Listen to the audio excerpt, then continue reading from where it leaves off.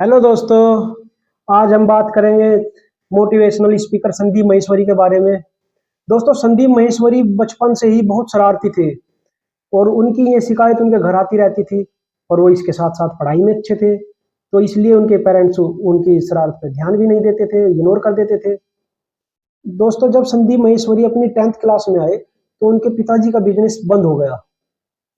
Business बंद होने के बाद सारी जिम्मेदारी संदीप महेश्वरी के कंधे पे आ गई और अपने घर को बढ़ाने के लिए, घर में रोजगार के लिए वो एक पीसीओ पे काम करने लगे। पीसीओ पे काम करके उनका घर का गुजारा चलने लगा। तो जैसे ही वो 11वीं क्लास में, उन्हें एक नेहा नाम की लड़की से प्यार हो गया और जिससे आगे चलकर उन्होंने शादी भी की। फिर उसके बाद उन्होंने 12वीं कर ली। 12वीं करने के बाद वो मॉडलिंग करने लगे। मॉडलिंग करते करते उनके दिल में विचार आया कि मुझे कुछ और भी करना चाहिए, मैं अपनी पढ़ाई आगे बढ़ाऊं। और पढ़ाई में क्या करूं, उनके विचार आया कि क्या करूं पढ़ाई के लिए। तो उन्होंने सोचा कि मैं बीकॉम करता हूं। बीकॉम उन्होंने करोड़ीमल कॉलेज में एडमिशन लिया और वहाँ पे अपनी पढ़ाई शुरू कर दी।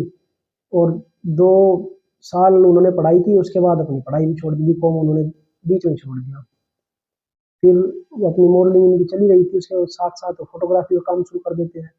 और फोटोग्राफी का काम में उन्हें ज़्यादा इंटरेस्ट होने लगता है।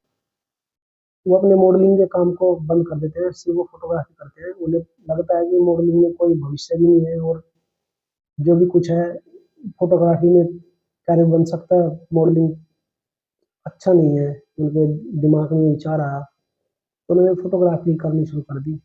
फोटोग्राफी करते करते उन्हें कुछ टाइम बीता। तो जैसे उनके घर का जैसे कैसे करके गुजारा चल रहा था, इसी बीच में उनका एक दोस्त आ जाता है। दोस्त बोलता है उन्हें, वो नेट मार्केटिंग के बारे में समझाने लगता है। तो उनकी समझ में आता है। वो बोलते हैं, यार मैं इसमें ज्वाइन तो कर लूँगा आईडी लगवा के, पर यार मेरे पास अपनी आईडी एक्टिवेट कराने के लिए पैसे नहीं है। तो उनका दोस्त बोलता है कि आधे पैसे मैं दे दूंगा और कुछ का जुगाड़ तुम खुद कर लो। तो वो अपना कैमरा बेच देते हैं। तो कैमरा बेच कर उनका कुछ पैसे का बंदोबस्त होता है, कुछ उनका दोस्त, तो उनकी आईडी एक्टिवेट हो जाती है। तो आईडी एक्टिवेट होने के बाद में वो काम शुरू करते हैं। काम शुरू हो जाता है उनका और वो अच्छी मेहनत से काम करते हैं, लगन से करते हैं। तो उनका कुछ टाइम बाद ही अच्छी पोजीशन में चले जाते हैं। 1 लाख रुपए महीने के आसपास उनका महीने में चेक आने लगता है। घर 1 लाख रुपए महीना आ रहे और क्या चाहिए किसी को। तो घर वाले भी खुश। तो अचानक वो बोलता है, मैं तो अभी रिजाइन दे दूंगा और मैं आगे नहीं कर पाऊंगा, क्योंकि मैं अपनी जिंदगी के बारे में कुछ और सोच रखा है और मैं कुछ अलग करना चाहता हूँ। उसके पेरेंट्स बोलते हैं कि ठीक है, जैसी तुम्हारी मर्जी। तो वो रिजाइन दे देता है। तो वो अपने 3 दोस्तों के साथ मिलकर अपनी एक कंपनी शुरू करता है जो नेटवर्क मार्केटिंग ही है। तो वो उसमें बुरी तरह फेल हो जाता है कुछ टाइम के बाद ही। तो वो बंद हो जाती है।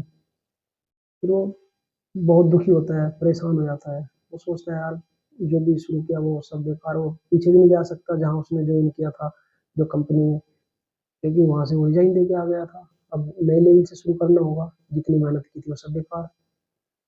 तो दोस्तों, इसके बाद वो टूट जाता है। तो उसके दिल में एक दिन विचार आता है, यार टेंशन की क्या बात है, मेरे पास तो अपना खुद का काम है और मैं तो अपना काम कर सकता हूँ। उसे याद आया, मैं तो फोटोग्राफर हूँ अपना। वो फिर से कैमरा उठाता है और फोटोग्राफी शुरू कर देता है। तो दोस्तों, वो फोटोग्राफी इतने इंटरेस्ट लेके करता है, इतनी अच्छी तरह करता है कि उसे उसमें बहुत मजा आने लगता है और उसका काम भी वो बहुत तरक्की करने लगता है। और इसके बाद वो पीछे मुड़ के नहीं देखता, वो अपनी धुन में लगा रहता है।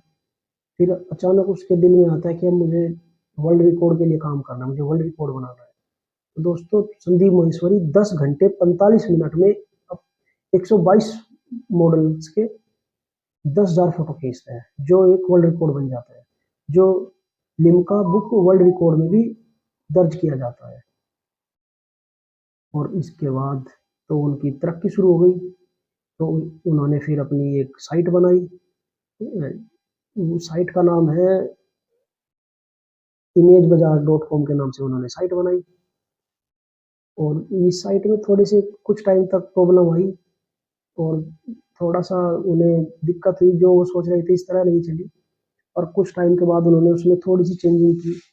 चेंजिंग करने के बाद उन्होंने बहुत तरक्की की। फिर उन्होंने पलट के नहीं देखा और आज हमारे हमारे सबके बहुत सारे युवाओं के वो एक मार्गदर्शक हैं। इतने अच्छे मोटिवेशनल स्पीकर हैं वो कि उन्हें ज़्यादातर युवा सुनना पसंद करते हैं और उन्होंने बहुत सारे युवाओं की ज़िंदगी भी चेंज की। हमारी ये स्टोरी आपको कैसी लगी प्लीज़ कमेंट कर बताएं। जय हिंद।